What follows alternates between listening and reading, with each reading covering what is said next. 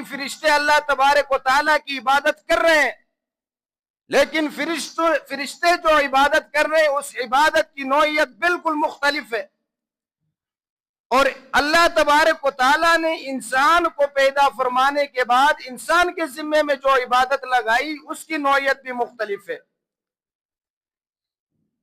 اگر فرشتے اللہ تبارک و تعالیٰ کی عبادت کر رہے تھے،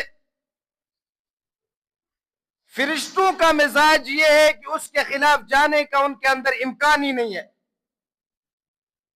کہ عبادت جب چاہیں کر لیں، جب چاہیں چھوڑ دیں، یہ صلاحیت فرشتوں کے اندر موجود ہی نہیں ہے۔ اور اللہ تبارک و تعالیٰ نے فرشتوں کے اندر سے گناہ کی صلاحیت کو ہمیشہ کے لیے ختم فرمایا ہے۔ نہ انہیں پیاس لگتی ہے، نہ انہیں بھوک لگتی ہے، نہ انہیں نفسانی جنسی خواہشات پیدا ہوتے ہیں۔ ان کے دل کے اندر سے گناہوں کا وسوسہ بھی نہیں گزرتا، خواہش تو بہت دور کی بات ہے۔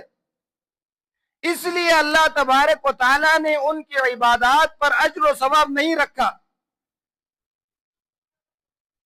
کیونکہ فرشتے گناہ نہیں کرتے، اور گناہ نہ کرنا ان کا کمال نہیں۔ ان کے اندر سے اللہ تبارک و تعالیٰ نے گناہ والی صلاحیت کو ہمیشہ کے لیے ختم کیا ہے، اس لیے ان کی عبادت پر جنت والا اجر و ثواب بھی مرتب نہیں فرمایا۔